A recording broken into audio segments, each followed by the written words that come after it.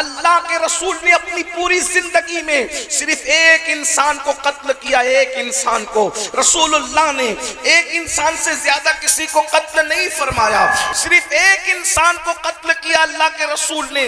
अल्लाह अकबर। और फरमाया गया दुनिया का सबसे बदतरीन इंसान वो है जो नबी को कत्ल करता है, या दुनिया का सबसे बदतरीन इंसान वो है जिसको नबी कत्ल करता है। मुझे बताओ, रहमतुल लिल आलमीन ने जिसको कत्ल किया है उसको उबई इब्ने खलफ कहते हैं। अब बताओ, जिसको रसूलुल्लाह कत्ल करें वो जन्नत में जाएगा कि जहन्नम में जाएगा? तुम्हारा अकीदा क्या है वो बताओ, बताइए जरा, बताओ, जवाब दो। जिसको नबी ने कत्ल किया, रहमतुल लिल आलमीन ने कत्ल किया, अल्लाह के महबूब ने कत्ल किया, वो जन्नत में जाएगा कि जहन्नम में जाएगा? बोलो यकीनन जहन्नम में जाएगा। और आका क्या फरमा रहे हैं? जिसको रसूलुल्लाह ने अपने हाथों से कत्ल किया है, उबई इब्ने खलफ, जो नमाज नहीं पढ़ेगा वो उसी के साथ उठेगा। अब तुम उनके साथ उठोगे नमाज न पढ़ने वालों, तो तुम्हारा हश्र क्या होगा, तुम्हारा अंजाम क्या होगा? आज कितनी सादगी से हमारा जवान कहता है मौलाना हमें टाइम नहीं मिलता नमाज पढ़ने के। नमाज एक 10 मिनट का टाइम लगता है, नमाज के लिए सिर्फ 10 मिनट का टाइम, 10 मिनट से ज्यादा का वक्त नहीं लगता, और हम नमाज छोड़ रहे हैं। और ये दिमाग के अंदर खप्त है कि नमाज नहीं भी पढ़े तो चलता है, नमाज नहीं भी पढ़े तो जन्नत में जाएंगे। बहुत माफी के साथ, आप बुरा नहीं मानेंगे, मैं सच्ची बात करूं, लोग मेरी बात का बुरा मानते हैं लेकिन आप लोग नहीं मानेंगे। आप क्या सोचते हो, मैं गौस पाक का मुरीद हूं तो मैं तो जन्नत में चला जाऊंगा, मुझे गौस पाक बख्शवा लेंगे। मैं गरीब नवाज का मुरीद हूं, मुझे गरीब नवाज बख्शवा लेंगे। देखो, गौस पाक गरीब नवाज बख्शवाएंगे, लेकिन बेनमाजी को बख्शवाएंगे, ये आप कहां से लाए?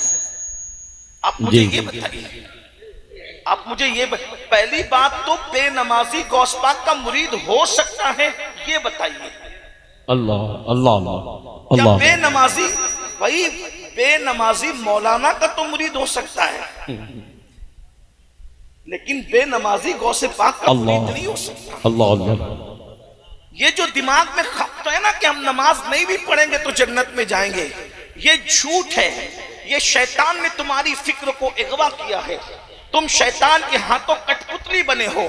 तुम्हें पता है सरकार गौसे आजम का ये कौल कितना मशहूर है कि हुजूर गौसे पाक फरमाते हैं अगर बेनमाजी मर जाए उसे मुसलमानों के कब्रिस्तान में दफन मत करो। तो जो गौसे पाक बेनमाजी को मुसलमानों के कब्रिस्तान में कबूल नहीं करते, वो गौसे पाक बेनमाजी को अपने सिलसिले में कैसे कबूल करेंगे? अल्लाह अकबर। 3-3 घंटे 5-5 घंटे जलसों में बैठने वालों, क्या तुम अल्लाह के लिए 10 मिनट का टाइम निकाल सकते हो? मौलाना के लिए 3 घंटे का टाइम निकाला, मौला के लिए 10 मिनट का टाइम निकाला, दोस्तों के लिए इतना वक्त निकाला, क्या अल्लाह के लिए भी आपने टाइम निकाला? बोलो, रोजी अल्लाह दे रहा है, रिस्क अल्लाह दे रहा है, इज्जत अल्लाह दे रहा है, सेहत अल्लाह दे रहा है, सब कुछ अल्लाह दे रहा है। नमाज नहीं पढ़ते तो फिर अल्लाह अल्लाह है। याद रखना, बेनमाजी को इतनी दर्दनाक सजा। बैठ जाओ भैया, थोड़ी देर बैठ।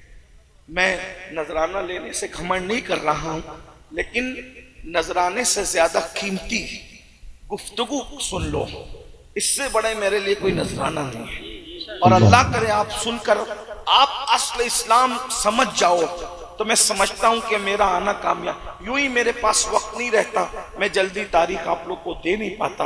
अब आ गए हैं, मिल गए हैं, आप भी बैठे, हम भी बैठे, तो थोड़ी देर बैठ करके सुन लो। एक भाई ने अभी बताया को कह रहे थे हम लखनऊ से आए, ऐसे दूर दूर से आए हो तो सुकून से सुन लो। मैं देखिए, नजर लेना हमारे बुजुर्गों की सुन्नत है, देना भी सुन्नत है, लेकिन जो नजर लेने से घमंड करता है, बुजुर्गों ने फरमाया एक दिन अल्लाह उस पर ऐसा लाएगा कि वो मांगेगा तो भी लोग उसको नहीं देंगे। तो मैं घमंड नहीं कर रहा हूँ, मैं सिर्फ ये चाहता हूँ कि मेरी बात आप सुकून से सुन लो। आप एक एक उठ के आओगे, नजराना ला कर दोगे तो तवज्जो बटेगी। मैं लोगों से कहता हूँ कि मैं तकरीर याद करके नहीं आता हूँ, जैसा माहौल बनाते हो वैसा अल्लाह जो बुलवाता है वो बोल देते हैं। सब लोग सुकून से सुनो, सब मिलकर दुरूद शरीफ पढ़ लो। मैं बहुत देर तक नहीं बोलूंगा, जितना आप सुनना चाहेंगे उतना ही बोलूंगा। आशिकों की तरह सब मिलकर दुरूद शरीफ पढ़ो। अल्लाहुम्मा सल्ली अला सय्यिदिना मौलाना मुहम्मद बारिक वसल्लम सल्लल्लाहु अलैहि सलातो व सलाम अलैहि या रसूल अल्लाह। सुनिए सल्लल्लाहु तआला अलैहि वसल्लम। बात को गौर से सुनिए। देखिए हम सब के लिए टाइम, दोस्तों के लिए टाइम निकाल रहे हैं, इसी तरह से बीवी बच्चों के लिए टाइम निकाल रहे हैं, मौलाना के लिए टाइम निकाल रहे हैं, पीर साहब के लिए टाइम निकाल रहे हैं, सब के लिए टाइम निकाल रहे हैं। लेकिन एक बात मैं आपको कहता हूँ, दिल से कह रहा हूँ, मैं कोई मुकर्रिर आदमी नहीं, फकीर आदमी हूँ, दिल से बात कह रहा हूँ, दिल से सुनना। जिस दिन हम मर जाएंगे उस दिन बीवी भी कब्र में नहीं आएंगी, उस दिन हमारे पीर साहब भी हमारी कब्र में। ये पीर साहब से मुराद ये जो हम लोग जो कहलाते हैं आजकल के दुनिया वाले पीर साहब, अल्लाह वालों की बात नहीं कर रहा हूँ मैं, आजकल की बात कर रहा हूँ। इल्ला माशाअल्लाह के साथ ये नहीं आएंगे कब्र में। मेरे भाई इतना याद रखना, मैं आपको पीरों से बदजन करने नहीं आया और मैं सच्चे पीरों की बात नहीं कर रहा हूँ। लेकिन एक बात कहूँ भाई, हम बीमार पड़ जाते हैं तो ये लोग हमें देखने नहीं आते, हम परेशान होते हैं, हमारी खैरियत नहीं पूछी जाती। हमारी कब्र में कौन आएगा भाई, ये बताओ। हमारी जो कब्र के ऊपर मिट्टी डालने नहीं आएगा वो कब्र के अंदर कैसे बचाने आएगा? ये तो अपने आप को धोखा मत दीजिए आप। बीवी भी नहीं आएगी, बच्चे भी नहीं आएंगे। ये मुकर्रिर जिसके पीछे आप भाग रहे हो ना दीवानों की तरह, इसको खबर भी नहीं होगी कि तुम्हारा इंतकाल हो गया है, कुछ नहीं है।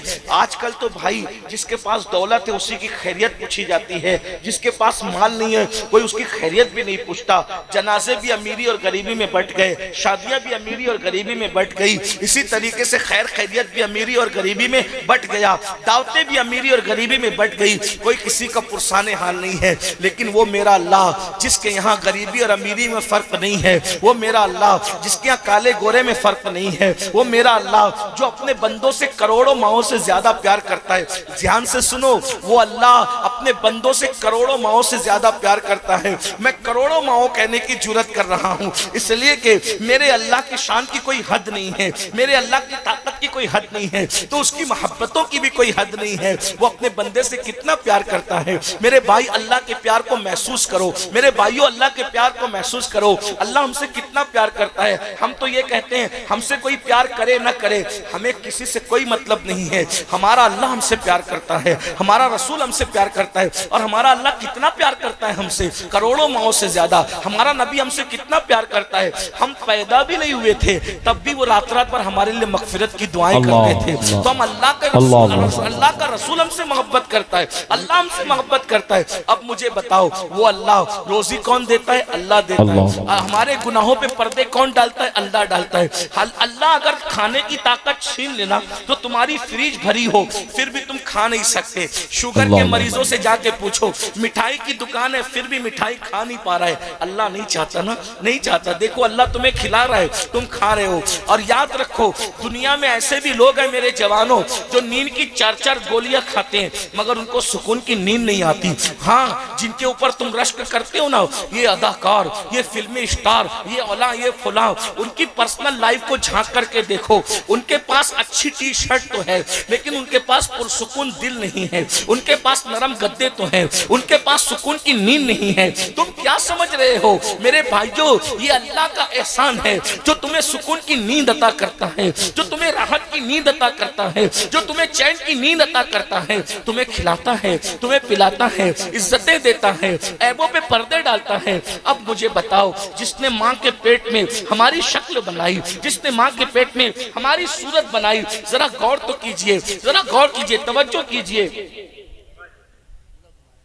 वो छोड़, सुन लो, पसीना आता है आने दो। आका फरमाते हैं मजदूर की मजदूरी उसका पसीना सूखने से पहले दे दो। मैं अल्लाह की बारगाह में ये मजदूरी कर रहा हूँ, गुलामी कर रहा हूँ। मेरे ऊपर तवज्जो ना करें आप, मेरी गुफ्तगू पे तवज्जो।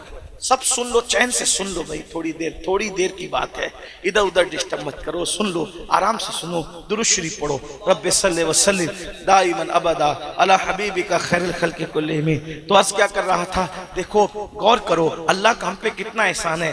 दिन में कितनी मर्तबा अपना चेहरा देखते हो और चेहरा देख देख के कितना खुश होते हो, घमंड भी करते हो, मैं कितना अच्छा लग रहा हूँ, कितना खूबसूरत हूँ। अब बताओ, अगर हमको अल्लाह खूबसूरत बनाने की बजाय होंठ हमारा काट देता, नीचे का होंठ नहीं बनाता, हम अल्लाह से झगड़ा करने जाते, क्या कर लेते? बताओ क्या कर लेते? इंसान बनाता, होंठ कटा बनाता, नाक कटा बनाता।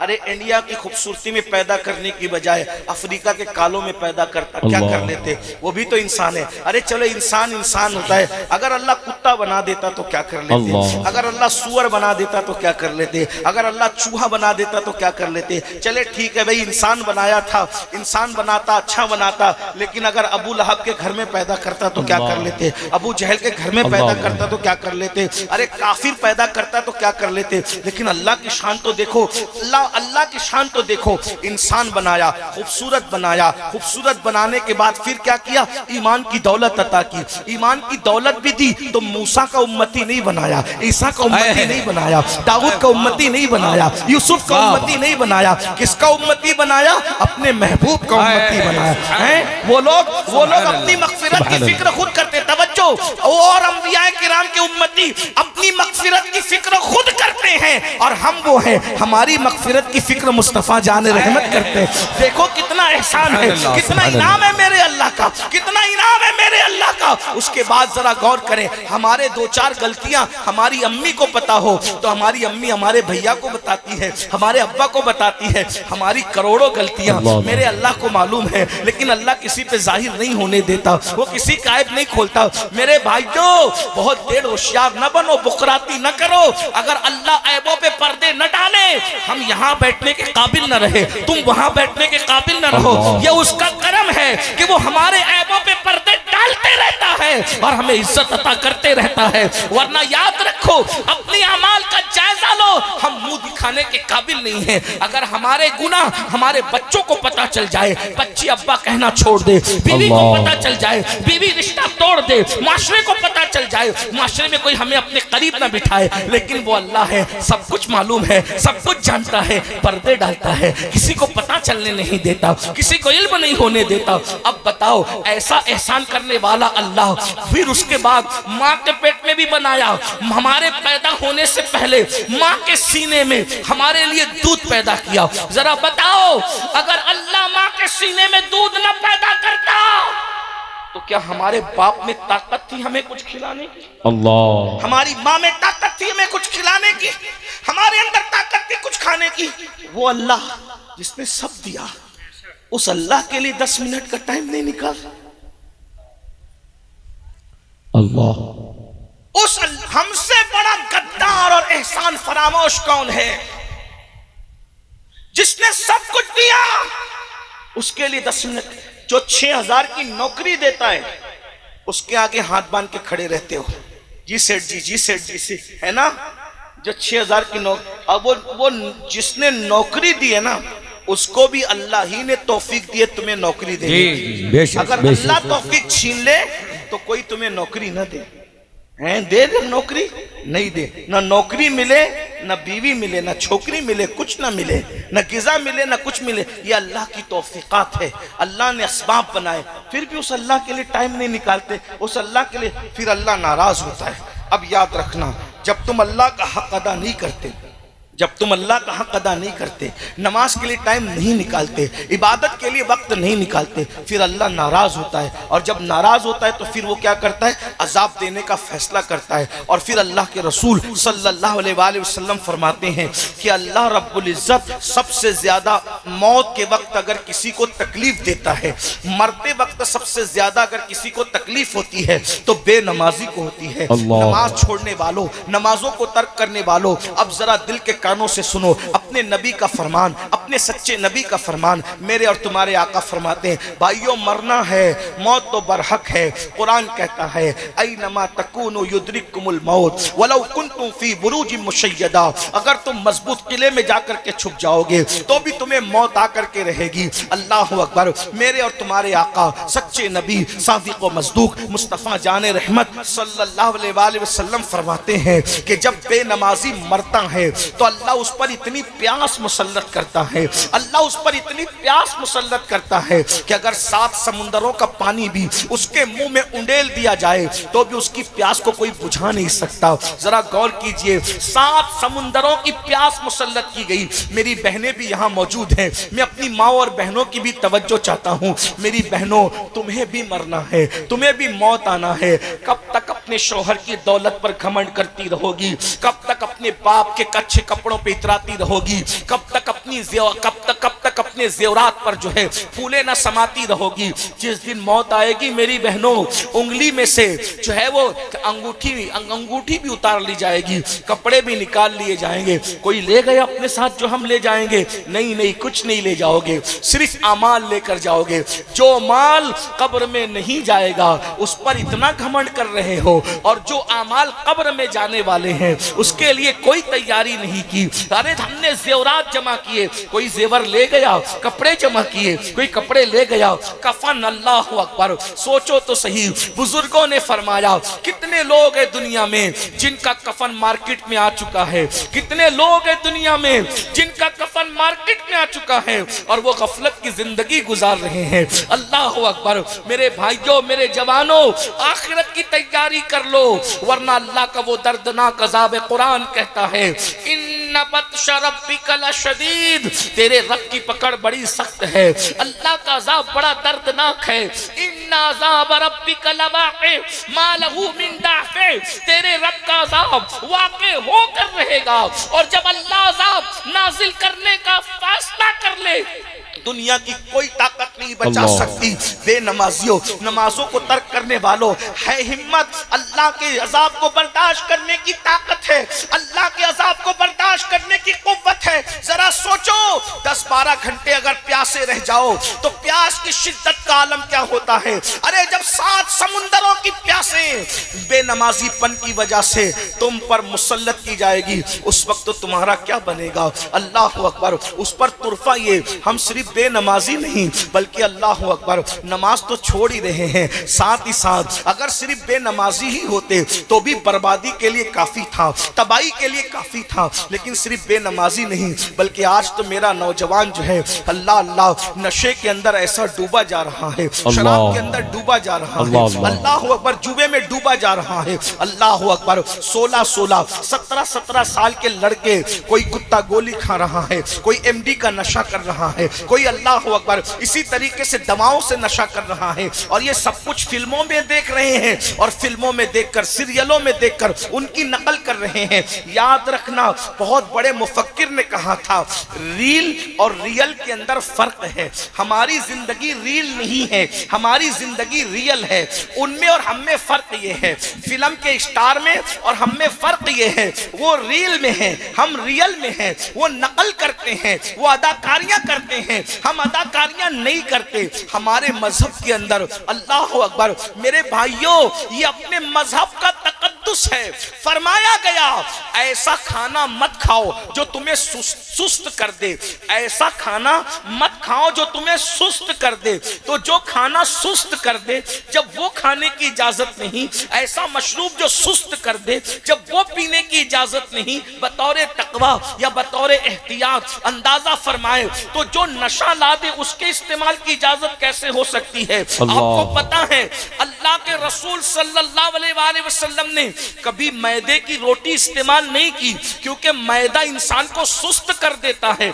अल्लाह के रसूल जब अपनी कौम को सुस्ती में नहीं देख सकते तो अपनी कौम को नशे में कैसे देख सकते हैं। आप जानते हैं ये नशा मुस्लिम माशरे में क्यों प्रमोट किया जा रहा है।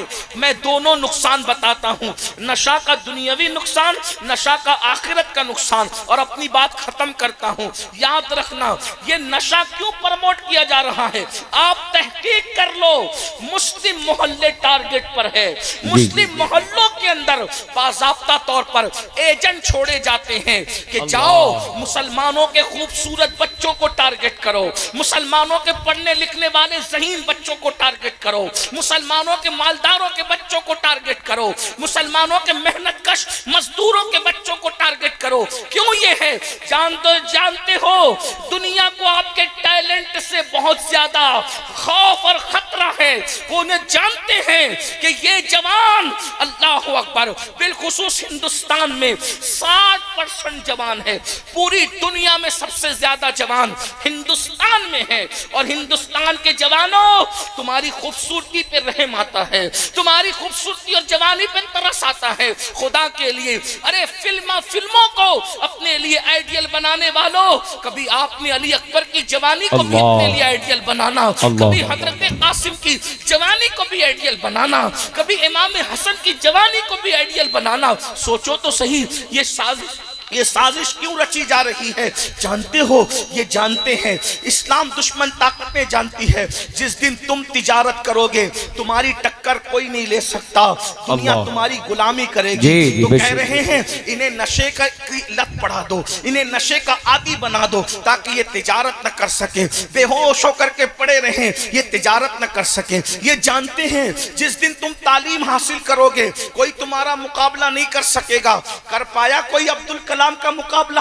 बताओ, कर पाया कोई? इतनी ताकत हिंदुस्तान को किसने दी? अब्दुल कलाम ने दी। बल्कि मैं तो ये कहता हूं, हिंदुस्तान बनाने से लेकर हिंदुस्तान बसाने तक, हिंदुस्तान बसाने से लेकर हिंदुस्तान सजाने तक, हिंदुस्तान सजाने से लेकर आजाद कराने तक, आजाद कराने से लेकर इतनी ताकत अता करने तक सफे अव्वल में कौन खड़ा है देख लो। अगर आपको बताऊं, ताजमहल किसने बनाया? कलमा पढ़ने वाले ने। लाल किला बना के किसने सजाया? कलमा पढ़ने वाले ने। इसी तरीके से हिंदुस्तान के अंदर इतनी खूबसूरत आबादियों का तस्वीर किसने दिया? इस मुल्क के अंदर गुलाब नहीं थे, गुलाब लाने वाले तुम हो, चमेली लाने वाले तुम हो, फूल लाने वाले तुम हो, यानी गार्डन सजाने वाले तुम हो। तुम्हारे आने से पहले ये तस्वीर नहीं था, वरना तहकीक कर लो। अल्लाह अकबर। उसके बाद सजाया तो तुमने है, सोने की चिड़िया भी तुमने बनाया था। तुम्हें अपनी तारीख नहीं पता। अंग्रेजों के हिंदुस्तान आने से पहले एक एक बंगाल का, कलकत्ता का ताजिर इतना मालदार था, एक मुसलमान ताजिर के पास इतनी दौलत थी कि उतनी दौलत शाही खजाने में, बर्तानिया के शाही खजाने में नहीं थी। तुम इतने मालदार थे कब तक? जब तक तुम नशा नहीं करते थे। कब तक? जब तक तुम शराब नहीं पीते थे। कब तक? जब तक तुम जुआ नहीं खेलते थे। कब तक? जब तक तुम उलमा से दूर नहीं थे। कब तक? जब तक तुम औलिया से दूर नहीं थे। तुम्हें पता है ये किलों को किसने बनाया? ज्यादातर दूसरों ने भी बनाया, इनकार नहीं, ज्यादातर कलमा पढ़ने वालों ने बनाया। उसके बाद अंग्रेजों के खिलाफ 1857 में किसने तकरीर की और जिहाद का फतवा दिया? वो भी तो कलमा पढ़ने वाला था, जिसे दुनिया फजल खैराबादी कहती। आप देख लें, अंडमान के जजीरों में जिनको फांसियां दी गई वो सब कलमा पढ़ने वाले थे। रंगून के अंदर जिसकी कब्र बनी वो कलमा पढ़ने वाला था। हिंदुस्तान को इतनी ताकत देने वाला अब्दुल कलाम कलमा पढ़ने वाला था। आप कहां हो? आपके अपने टैलेंट को की आपको अहमियत नहीं है। वो दुनिया जानती है, जिस दिन वो मुसलमान बेदार होगा जवान, तो उस दिन वो होगा। ये वो जवान है जिनकी शान ये है, इन्होंने उंदुलूस के साहिल पे कश्तियां जलाई है, इन्होंने अफ्रीका के सहराओं में अजानें पड़ी है, इन्होंने बहरे जुल्मात में घोड़े दौड़ाए हैं। इकबाल जैसे मुफक्किर को मजबूर होकर कहना पड़ा, दी अजानें कभी यूरोप के कलीसाओं में और अफ्रीका के तपते हुए सहराओं में। दश्त तो दश्त है, दरिया भी ना छोड़े हमने, बहरे जुल्मात में घोड़ा दिए घोड़े हमने। अल्लाह अकबर। ये मर्दों का हाल है। रजिया सुल्ताना तुम में थी, रजिया सुल्ताना तुम में थी, बेगम हजरत महल तुम में थी। आप क्या समझ रहे हैं? दुनिया यूं ही तुम्हें नशे का आदी नहीं बना देना चाहती। दुनिया तुमसे, तुम्हारे टैलेंट से खतरे में है कि इनको पढ़ने मत दो, ये पढ़े नहीं, आगे नहीं बढ़े, इनको जुए में, शराब की लत में मुब्तला कर दो। तुम नादान हो, मेरी कौम के जवानों, तुम नादान हो। खुदा के लिए गौर तो करो। तुम नशा करोगे तो नशे से कौन रोकेगा? एक तो नशे का नुकसान ये है, दुनिया का नुकसान, जो नशा करते हैं इंस्टॉलमेंट पर, किस्तों में वो मौत के करीब होते हैं। नशे से फेफड़े खराब होंगे, नशे से बीमारियां आएंगी, नशे से इंसान कैंसर में और कैसी कैसी बीमारियों में मुब्तला होगा। ये दुनिया का नुकसान। और ये भी हया के पर्दे में कह दूं, मिंबर का तकद्दुस है। जो ज्यादा नशा करता है वो बीवी की जरूरत पूरी करने के काबिल नहीं रह जाता। फिर नतीजा क्या होता है? अगर शरीफ है तो बिस्तर पर सिसकियां लेकर रात गुजारती है, और जरा भी बेबाक है तो किसी और के हत्थे चढ़ जाती है। अल्लाह। ये बुराइयां नशे की वजह से है। नशा करने वाला धुत पड़ा रहेगा, कमाएगा नहीं। जब कमाएगा नहीं तो बच्चों की स्कूल की फीस कौन भरेगा? माँ बाप का सहारा कौन बनेगा? खिलाएगा कौन? जब गुर्बत की चक्की में पीसोगे तो कहा गया, अल्लाह के रसूल की हदीस है, गुर्बत कभी कभी इंसान को कुफ्र तक ले जाती है। अल्लाह। और आखिरत का जो नुकसान है वो ये है कि जो नशा करता है जब वो मरेगा तो उसकी जबान पे कलमे तैयबा जारी नहीं होगा। अल्लाह अल्लाह अल्लाह। हजरत जुनैद बगदादी फरमाते हैं, सुन लो हजरत जुनैद बगदादी का कौल, फरमाते हैं मेरे पड़ोस में मेरा दोस्त रहता था, उसको लाखों हदीसें याद थी।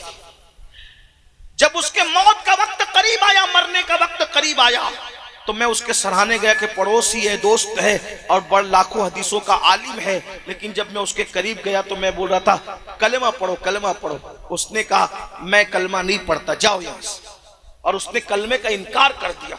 हजरत जुनैद बगदादी कहते हैं मैं रोता रहा, या अल्लाह मेरा दोस्त इतना बड़ा आलिम, लाखों हदीसों का मुहद्दिस, जिसने याद करके रखी थी, वो काफिर होके कैसे मरा। मैं दुआ करता रहा, ए अल्लाह मुझे दिखा कि वो कैसे काफिर हुआ, मरते मरते कैसे काफिर हुआ, मरते मरते कैसे काफिर हुआ। पता है जब वो ख्वाब में नजर आया तो देखा कि जहन्नम के अजाब के अंदर मुब्तला है। हजरत जुनैद बगदादी ने कहा अल्लाह की कसम दे के पूछता हूँ, बता कि तू काफिर होके कैसे मरा। तो कहा जुनैद सुनो, ये राज मैं तुम्हें बताता हूं, मैंने किसी को नहीं बताया।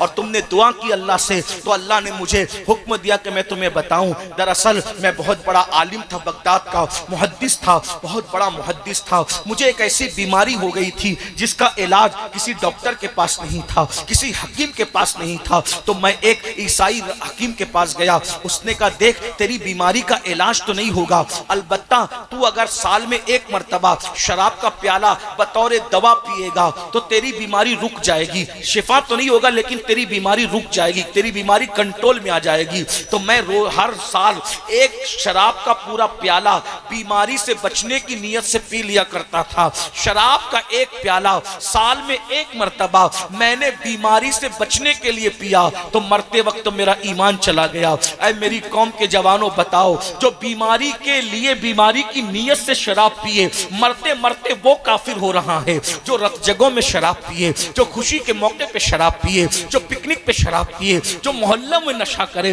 बताओ उनका खात्मा ईमान पर कैसे होगा। बल्कि सुनो सुनो, अल्लाह के सच्चे रसूल सादिक व मसदूक तुम्हारे मेरे रसूल ने फरमाया, ऐ इब्ने मसूद मेरी उम्मत के कुछ लोग होंगे जो मरेंगे तो अच्छे भले मरेंगे, लेकिन जब कयामत के दिन वो अपनी अपनी कब्रों से उठेंगे तो या तो उनका चेहरा सूअर की तरह होगा या तो उनका चेहरा बंदर की तरह होगा। अब्दुल्ला इब्ने मसूद कहते हैं या रसूल अल्लाह, जो अपनी कब्रों से उठेंगे उनका चेहरा सूअर और बंदर की तरह होगा। क्या वो कलमा नहीं पढ़ते होंगे? क्या वो कुरान को अल्लाह की किताब नहीं मानते होंगे? क्या वो आपको अल्लाह का रसूल नहीं मानते होंगे? मेरे आका फरमाते इब्ने मसूद वो मोहम्मद को अल्लाह का रसूल भी मानेंगे, कुरान को अल्लाह की किताब भी मानेंगे, वो कलमा भी पढ़ते होंगे। फिर भी जब वो अपनी कब्रों से उठेंगे तो उनकी कब्रों से उठते वक्त उनके चेहरे सूअर और बंदर की तरह होंगे। वो सूअर और बंदर की शक्ल लेकर कयामत के दिन उठेंगे। तो इब्ने मसूद ने कहा या रसूल अल्लाह उनका गुनाह क्या होगा? मेरे आका फरमाते हैं उनके दो गुनाह होंगे, उनके दो गुनाह होंगे। नंबर एक, वो शराब का नाम बदल बदल कर पिएंगे। अल्लाह। शराब का नाम बदल बदल कर पिएंगे। बदल दिया ना शराब का नाम, एमडी रख दिया, नशे का अलग अलग नाम रख दिया, ये नाम वो नाम वो नाम वो नाम। मेरे नबी ने 1450 साल पहले फरमा दिया था, गैब दा नबी ने, क्या वो शराब का नाम बदल बदल कर पिएंगे। वो गाने कसरत के साथ सुनेंगे, म्यूजिक कसरत के साथ सुनेंगे, जिनमें ये दो गुनाह होंगे। जब वो अपनी कब्रों से उठेंगे या तो उनकी शक्ल सूअर की तरह होगी या तो उनकी शक्ल बंदर की तरह होगी। किसने कहा? जिस नबी का कलमा पढ़ते उसने कहा, जिस रसूल का कलमा पढ़ते उसने कहा, जिसकी बात पर काफिर भी कहते हैं कि ये नबी झूठ नहीं बोलते, ये सादिक और अमीन है। अब बताओ, अगर चेहरे पे फुंसी निकल आए तो शादियों में नहीं जाते, अगर चेहरे पे सफेद दाग निकल आए तो मुंह पे मास्क रख करके घूमते हो। अल्लाह अकबर। चेहरे पे हवा लग जाए तो मुंह पे रुमाल रख करके घूमते हो। ऐसा ही है ना, अगर ऐसे ऐब हो जाएं तो लोगों के सामने नहीं जाते। ऐ मेरी कौम के जवानों, हम तुम्हें कैसे बेदार करें, हम तुम्हें कैसे संवारें, हम तुम्हारे दिल में बात कैसे उतारें। अरे चेहरे पे फुंसी हो जाए तो अपने जैसे इंसानों के सामने नहीं जाते। सूअर का मुंह लेकर अल्लाह की बारगाह में कैसे जाओगे? बंदर की शक्ल लेकर अल्लाह की बारगाह में कैसे जाओगे? सूअर और बंदर की शक्ल लेकर रसूलुल्लाह को क्या मुंह दिखाओगे? खुदा के लिए ये नशा क्या है? इसमें कोई फायदा है? कोई फायदा नहीं है। निकलो नशे से। कुछ जवान कहते हैं हजरत नशा इतना डिफिकल्ट है कि हम नशा छोड़ ही नहीं सकते। एक बात कहूं मेरे अजीज, जब हम माँ का दूध छोड़ सकते हैं, इतनी लजीज चीज माँ का दूध छोड़ सकते हैं, तो फिर नशा नहीं छोड़ सकते? एक बात और कहूं, देखिए एक बात आपसे कहता हूं, सच्ची सच्ची बात कहना। कुछ कह सकते हैं माँ का दूध तो बचपने में छुड़ा लिया गया। एक बंदा है, उसको मिठाई बहुत पसंद है, बहुत पसंद है मिठाई, ये मिठाई वो मिठाई वो मिठाई वो मिठाई बहुत पसंद है। अचानक डॉक्टर ने कहा देखो हाजी साहब आपको हो गई है शुगर, शुगर आपकी 300 350 पहुंच गई। अब अगर आप मिठाई खाओगे ना किडनी फेल हो जाओगी, मिठाई खाओगे ना हार्ट पे असर पड़ेगा, मिठाई खाओगे ना तो फालेज भी हो सकता है, इसलिए मिठाई नहीं खाना, आम नहीं खाना, मीठा नहीं खाना। मुझे बताओ जिसको अब तक मीठा पसंद था 40 साल 35 साल 50 60 साल जिसने दबा कर मीठा खाया, 1 मिनट में मिठाई छोड़ता है कि नहीं छोड़ता है? सच बोलना, सच। डॉक्टर के कहने पे मिठाई, मेरे भाई जान बचाने के लिए डॉक्टर के कहने पे मिठाई छोड़ देते हो तो ईमान बचाने के लिए नबी के कहने पे नशा क्यों नहीं छोड़ सकते? बोलो। अरे डॉक्टर जो कह रहा है जरूरी है कि सच भी हो? ऐसा भी तो हो सकता है। चलो भाई डॉक्टर कहे फिर भी कोई जरूरी नहीं है कि नुकसान हो, लेकिन नबी ने कह दिया कि जिसने नशा किया वो या तो सूअर की शक्ल लेके उठेगा या तो बंदर की शक्ल लेके उठेगा। एक आखिरी बात मुझे याद आई, सब लोग तवज्जो करें, मुझे एक वाकया याद आया है। नशा बहुत नुकसान कर, नशा करने वाला अपनी माँ में अपनी बीवी में फर्क नहीं करता। अल्लाह। नशा करने वाला पड़ोसन में और अपनी बेटी में फर्क नहीं करता। अल्लाह। छोड़ दो जो बच्चे नशा करते। अब मैं तो आपको कहता हूं सिगरेट भी छोड़, सिगरेट भी छोड़, तंबाकू भी छोड़, गुटखे भी छोड़, सब छोड़। नहीं खाना है, तय कर लो नहीं खाना। मैं अभी पिछले हफ्ता बाबा ताजुद्दीन के उर्स में गया था। जी जी। हजारों लोग, मैंने एक जुमला कहा, बोलो सब तौबा करते हो कि नहीं? पूरा मजमा हाथ उठा, स्टेज से लेके नीचे तक सब ने तौबा की और माशाल्लाह उसका इतना अच्छा रिजल्ट। और मैं जहां गया लोगों को कहा, लोगों ने मेरी बात पे अमल किया। एक बात मैं कहता हूं, फायदा किसका है? अपना फायदा। अगर आप सिगरेट पियोगे ना, आपका बच्चा एमडी इस्तेमाल करे। आप सिगरेट पियोगे, आपका बच्चा हुक्का पिएगा। अगर अपने बच्चों को बचाना है, आपको अपने नफ्स पे कंट्रोल करना पड़ेगा। अच्छा मैं एक बात कहता हूं, चलो सिगरेट जो आप पी रहे हो, बीड़ी पी रहे हो, सिगरेट पी रहे हो, ये अपनी दौलत को जो आग लगा करके धुएं में उड़ा रहे हो, कभी तुमने सोचा कि मुसलमानों की सैकड़ों बेटियां हैं जो सिग्नलों पर भीख मांगती है बुर्का पहन। अल्लाह। अगर मैं इतनी रकम सिगरेट की उठा करके किसी बेवा की गोद में डाल दूंगा तो दिन भर का उसका खर्चा ना निकल जाएगा? बहुत अच्छा पैगाम, बहुत। बताइए ना। मैं तो लोगों को यह भी मना करता हूं कि भाई मेरे लिए इतने महंगे फूल ना लाया। मेरी रूह बेचैन होती है इतने महंगे महंगे फूल देख के। लोग मजाक भी उड़ाते हैं कि ये कैसा आदमी है कि दूसरे लोग चाहते हैं कि उनके ऊपर फूल डाले जाए, ये मना करता है। मैंने कहा हम हकीकत वाले लोग हैं, हम ढकोसले वाले लोग हैं। ये फूल मेरी इज्जत में कोई इजाफा नहीं कर सकते।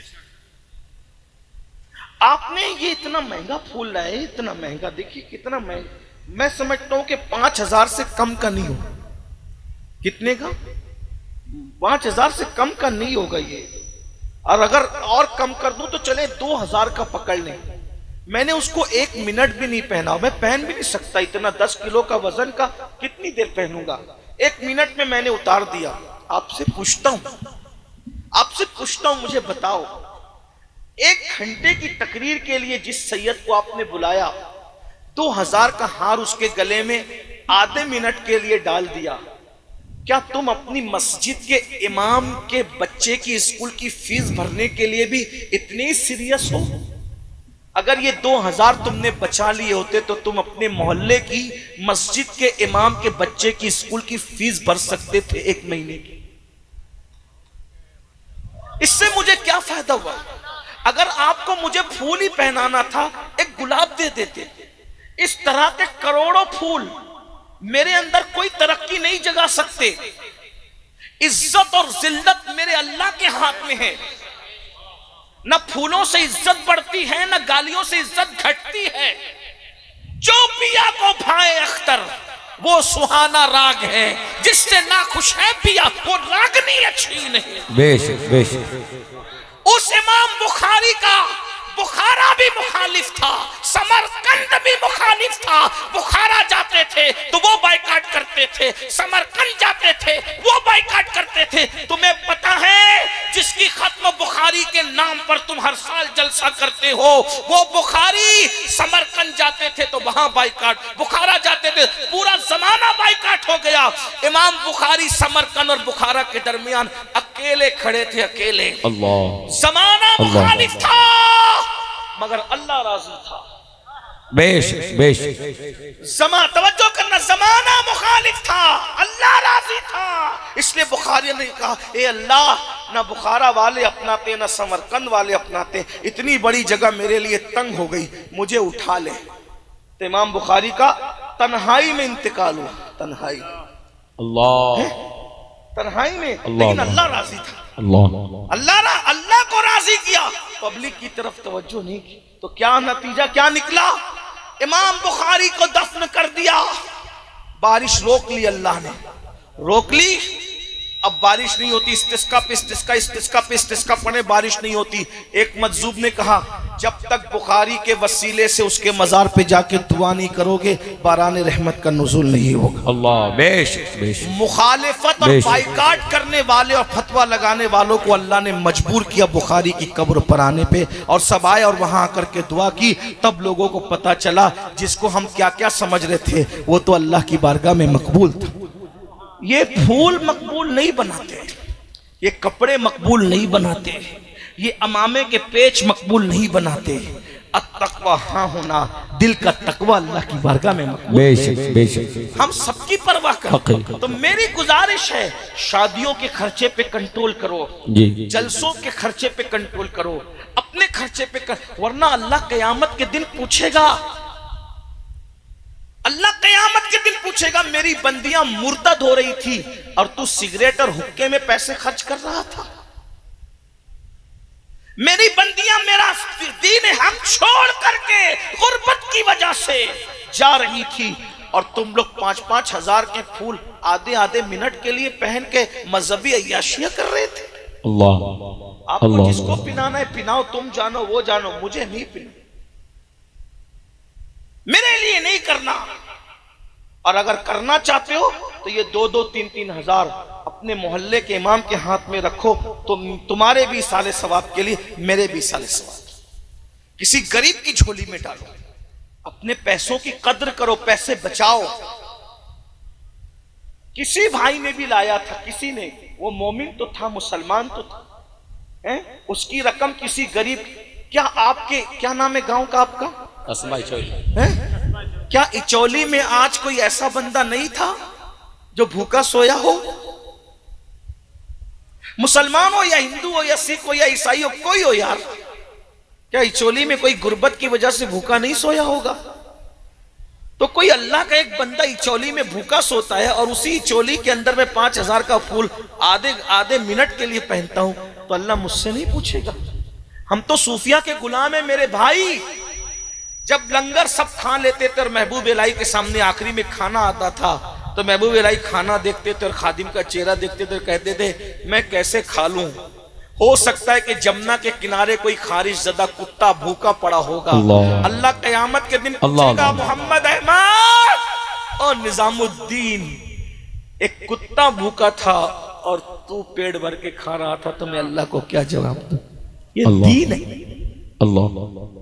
तुमने दीन नहीं सीखा। सिगरेट पीने वालों, अपनी दौलत को अपने हाथों से आग लगाने वालों, नशा करने वालों, अपनी जवानियों को अपने हाथों से आग लगाने वालों, खुदा के लिए रहम कर लो, अपने आप पे रहम कर लो। जो आखिरी बात कहने चला था वो ये, वो वाकया याद है, नशा करोगे पछताओगे, और ऐसा पछताओगे कि वो पछताना काम नहीं आएगा। किताबों में लिखा है, किताबों में लिखा है, दर्द दिल के साथ सुन ले मेरे वो नौजवान जो नशे की तरफ जा। हमारे मजहब ने तो नशे वालों के साथ बैठने से ही मना किया, बल्कि पता चल जाए कि कोई नशा करता है उसको समझाओ, नहीं मानता है ना, उसको अपनी महफिल में जगह भी मत दो।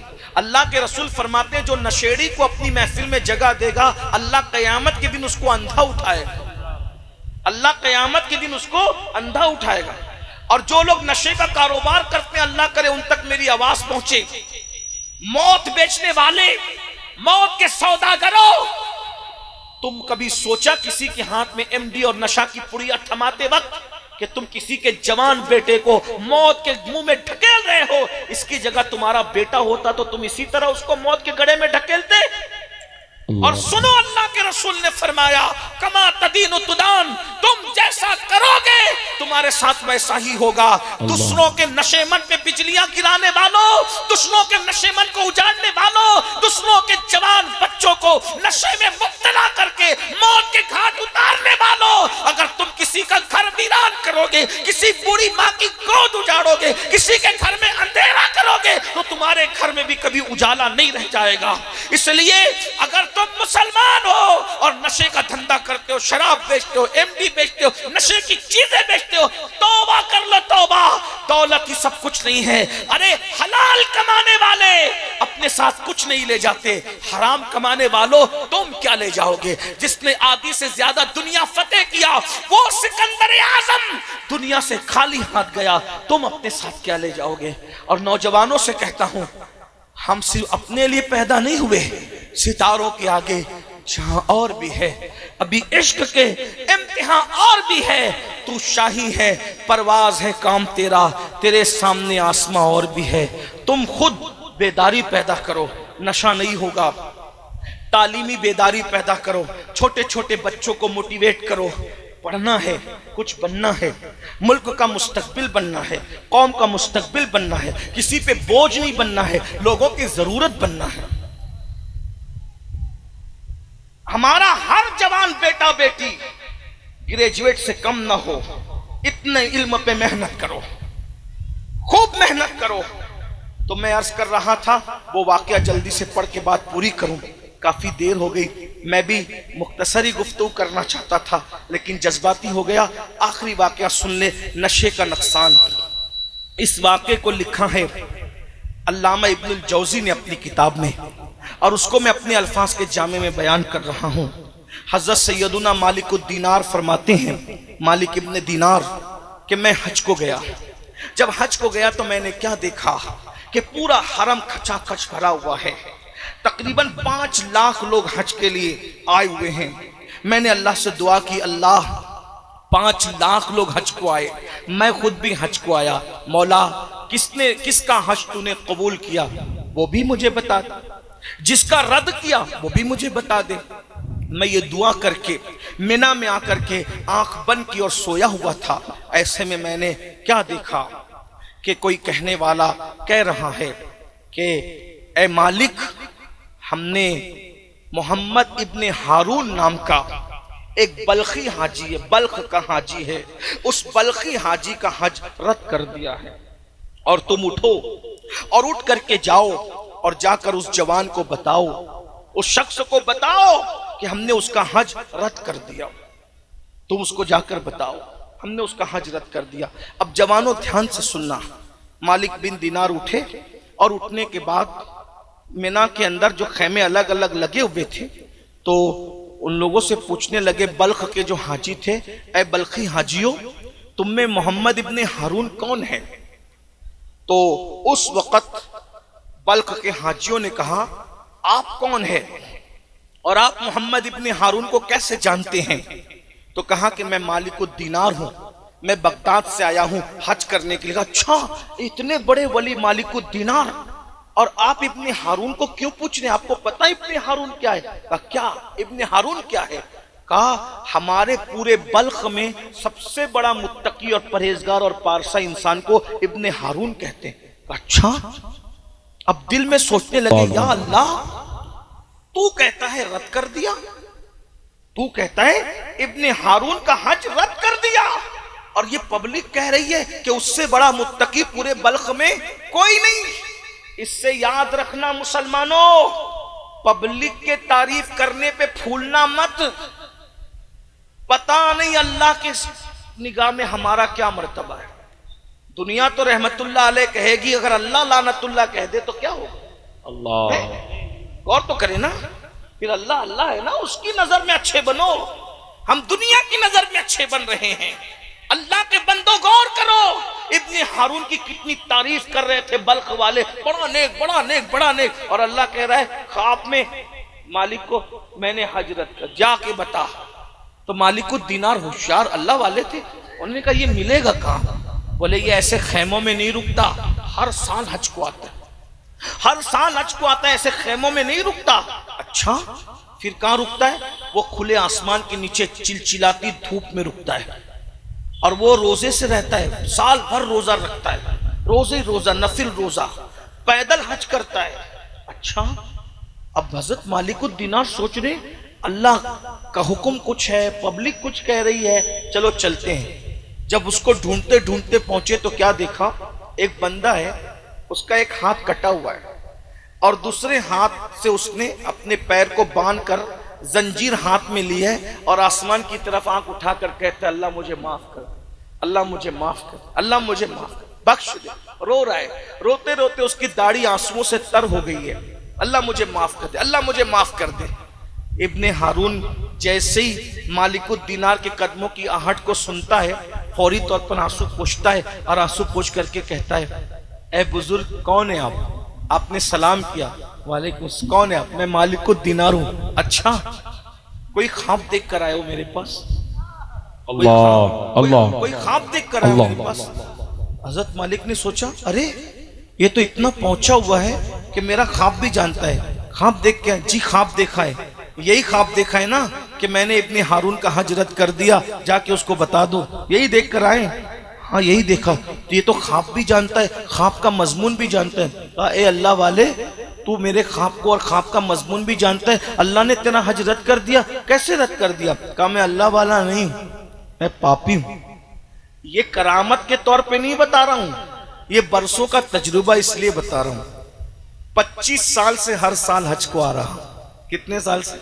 25 साल से हर साल हज को आ रहा हूं, और हर साल कोई ना कोई वली को ख्वाब दिखता है और अल्लाह का हुक्म होता है कि जाओ और इब्ने हारून को कह दो कि मैंने उसका हज रद्द कर दिया।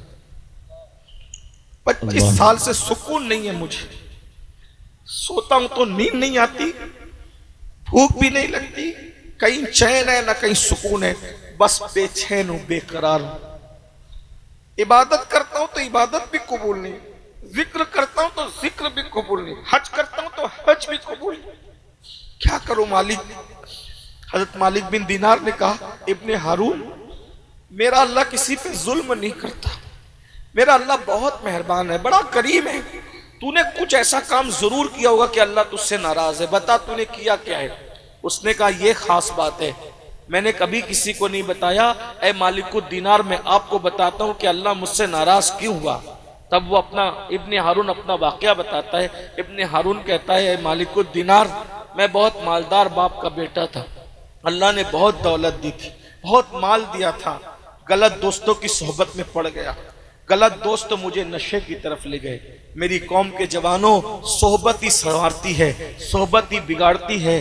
गलत दोस्तों के साथ मत रहो, जो गुनाह की तरफ ले जाए वो मुनाफिक है, वो दोस्त नहीं है। जो बुराई की तरफ ले जाए वो दुश्मन है, दोस्त नहीं है। जो जिना के अड्डों की तरफ ले जाए, जो शराब के अड्डों की तरफ ले जाए, जो जुआ के अड्डों की तरफ ले जाए, जो लड़कों की नाजायज दोस्ती की तरफ ले जाए, जो हराम कामों की तरफ ले जाए, वो दोस्त नहीं है, वो दुश्मन है, वो गद्दार है। सच्चे दोस्त की पहचान है, अगर तू अल्लाह को भूल जाए तो वो तुझे अल्लाह की याद दिलाए। सच्चा दोस्त तुझे अल्लाह की तरफ ले जाता है, सच्चा दोस्त तुझे गुनाह की तरफ नहीं ले जाता। सच्चे दोस्त की पहचान यही है। बहरहाल वो मालिकुद दीनार से कहता है ऐ मालिक इब्ने दीनार, गलत दोस्तों की सोहबत में पड़ गया, माल बहुत था, नशे का आदी बना दिया, नशा करता रहा। माँ को खबर नहीं थी, माँ को इत्तला नहीं थी कि मैं नशेड़ी हो गया हूँ, मैं नशा करने लगा हूँ। एक दिन ऐसा हुआ कि शाबान की आखिरी तारीख थी, शाबान की आखिरी तारीख थी। दोस्तों ने मशवरा किया कल से रमज़ान शरीफ शुरू हो जाएगा,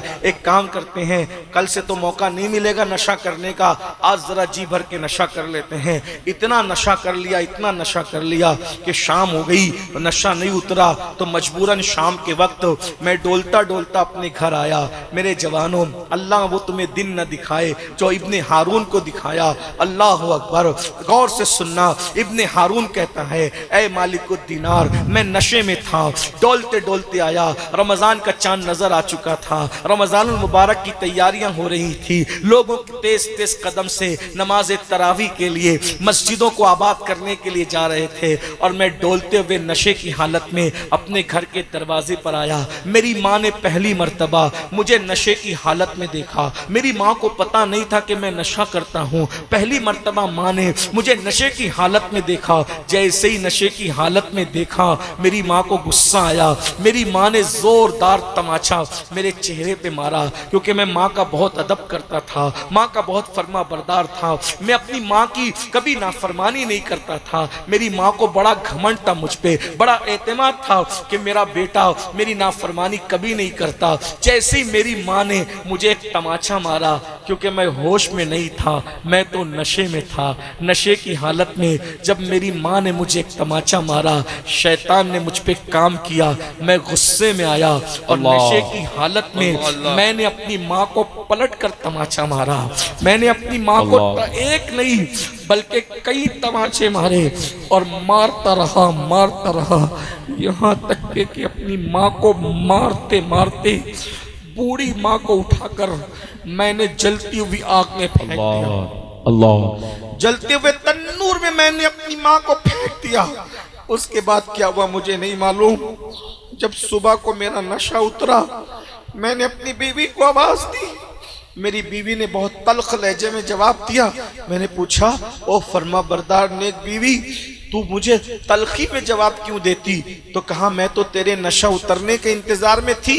अरे जब तू अपनी माँ का नहीं हुआ, मेरा क्या होगा? मैं तेरा घर छोड़कर जाती हूँ। मैंने पूछा, माँ को क्या हुआ? माँ को क्या हुआ? कहा, देख माँ को क्या हुआ।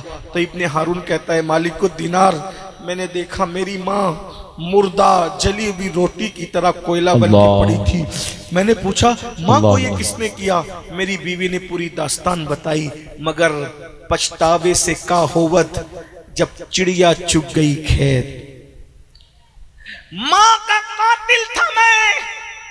मुझे एहसास हुआ कि नशे ने सिर्फ मुझसे नशा नहीं करवाया, नशे ने मुझे माँ का कातिल तक बना। मैंने अपनी माँ को कत्ल तक कर दिया। ऐ नशा करने वाले मेरी कौम के जवानों, हो सकता है कि तुम भी अपने बाप के कातिल बन जाओ, तुम भी अपनी माँ के कातिल बन जाओ। अरे उसने तो चूल्हे की आग में माँ को फेंक करके जला दिया, तुम तो अपने माँ बाप को दुखों की आग में जला रहे हो, टेंशन की आग में जला रहे हो, बेचैनी की आग में जला रहे हो। जाके पूछो अपनी उन माँओं से जो तुम्हें नशे की हालत में देखकर कितना बेचैन होती है, बेकरार होती है, तड़पती है, रातों को सो नहीं पाती, सिसकियां लेकर के करवटें बदल बदल कर अल्लाह से दुआ करती, अल्लाह मेरे बच्चे को संवार दे, मेरे बच्चे को संवार दे। वो बाप के दिल से पूछो, अल्लाह अकबर, जिसने तुम्हें इतनी उम्मीदों से पाला था कि तुम जवान हो जाओगे, बाप का सहारा बनोगे, लेकिन नशे की वजह से तुमने अपने बाप को भीख मांगने पे मजबूर किया, बुढ़ापे में मजदूरी करने पे मजबूर किया। अल्लाह को जवाब क्या दोगे? दुनिया भी तबाह कर रहे हो, आखिरत भी बर्बाद कर रहे हो। सुनो सुनो, मालिकुद दीनार कहते हैं, जब उसने बताया कि मेरी माँ को मैंने मुर्दा पाया, तो मैंने कुल्हाड़ी ली और अपने उस हाथ को काट दिया कि जिस हाथ ने मेरी माँ को मारा, हाथ काट दिया, अपना महल बेच दिया, सब अल्लाह की राह में सदका कर दिया, गुलामों को आजाद कर दिया, अल्लाह की राह में सब खत्म कर दिया।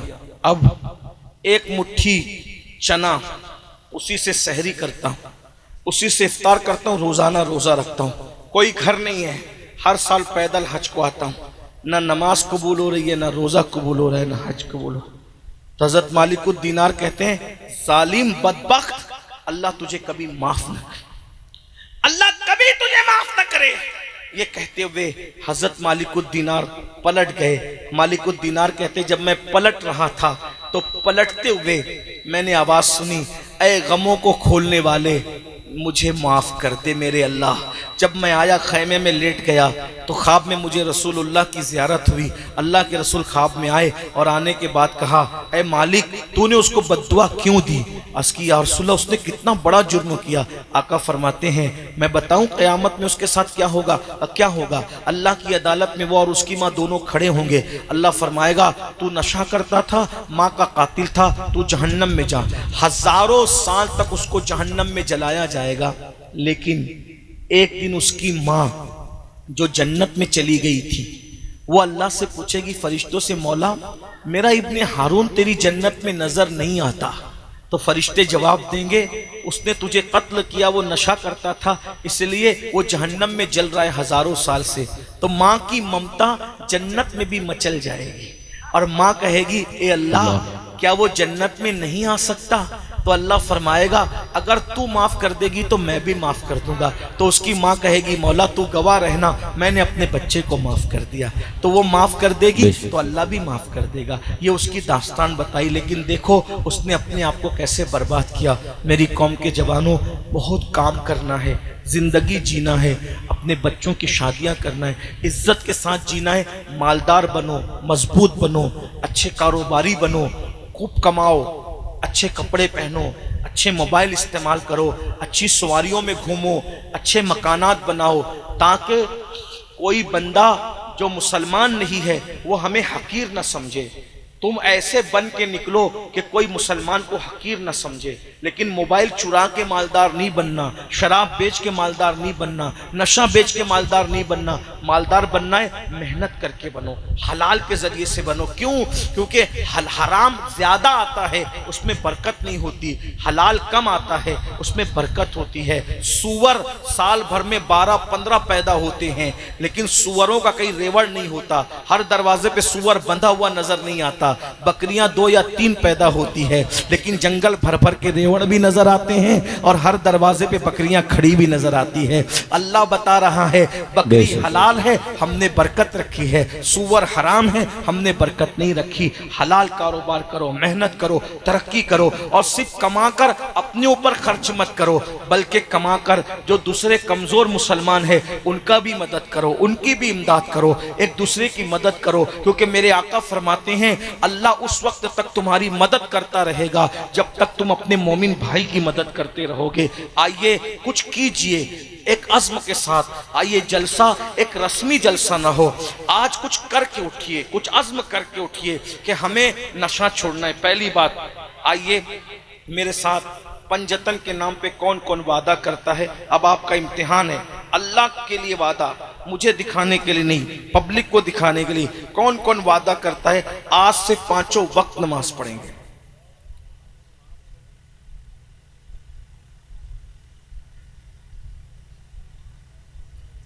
जरा हम भी तो देखें कि पंजतन के उशाक नारे वाले कितने हैं और सजदे वाले कितने। उठा के रखें जरा, देखें तो सही। माशाल्लाह बड़ी तादाद है। हाँ, अगर कोई वादा नहीं भी करता है तो भी उस पर नमाज फर्ज है, ऐसा नहीं कि नहीं है। उठा के रखें जरा, देखें तो कितने होते हैं। उठा के रखें, पूरा मजमा ही हो रहा है भाई। हाँ सुभान अल्लाह। अच्छा उठा के रखें, उठा के रखें भाई। जिस अब्बास ने अपने बाजू कटा दिए दीन के, उस अब्बास के मानने वाले के हाथ उठा के देर तक नहीं रख सकते। जरा उठा के रखें तो देखें, अल्लाह को गवाह बनाए, फरिश्तों को गवाह बनाए। सुभान अल्लाह। बोलो नमाज की पाबंदी करेंगे ना इंशाल्लाह। या अल्लाह ये हाथ उठाना हमारा काम है, इन उठे हुए हाथों की लाज रखना तेरे करम पर है मौला। मौला सबको नमाजी बना दे। और अब नशे के बाइकाट में कितने लोग मेहनत करेंगे? सुभान अल्लाह। उठा के रखें जरा, कितने लोग नशे के खिलाफ मेहनत करेंगे? मैं तो लोगों को ये मशवरा दे रहा हूं, अगर मुल्क को, हिंदुस्तान को सुपर पावर बनाना है तो हमारे सियासी लीडर भी इसमें मेहनत करें, हिंदुस्तान को नशा मुक्त कर दें। अगर भारत को नशा मुक्त कर दोगे, अल्लाह ने भारत को इतना टैलेंट अता किया है कि चंद सालों में हमारा मुल्क जो है वो सुपर पावर बन सकता है। तो मगर यही है, बल्कि नशा खाने बंद हो जाएंगे तो दवा खाने भी बंद हो जाएंगे, नशे के अड्डे बंद हो जाएंगे तो जेलें भी बंद हो जाएंगी। जराइम भी खत्म हो जाएंगे। इसलिए और हमारा मजहब तो नशे का भरपूर मुखालिफ है, इसलिए हम सबको चाहिए कि अपने बच्चों के ऊपर खास नजर रखें, किसके साथ उठता है, किसके साथ बैठता है, किसकी सोहबत में रहता है। बच्चों पे कड़ी नजर रखो, गलत सोहबत से बच्चों को बचाओ। माँ बाप अपने बच्चों को टाइम दे, वक्त दें, उनकी तालीम का, तरबियत का ख्याल करें। इंशाअल्लाह तबारक व तआला उम्मीद है अगर हम अपने बच्चों की अच्छी तरबियत करने में कामयाब रहे तो हम नशे का मुकाबला कर सकते हैं। अल्लाह ताला इस महफिल को कबूल फरमाए। गुफ्तगू के दरमियान अगर कोई गलती हो तो अल्लाह ताला मुआफ़ कर दे। अस्तगफिरुल्लाह रब्बी मिन कुल्लि ज़ंबि व अतूबु इलैहि व मा अलैना इल्लल बलाग। अस्सलामु अलैकुम व रहमतुल्लाह।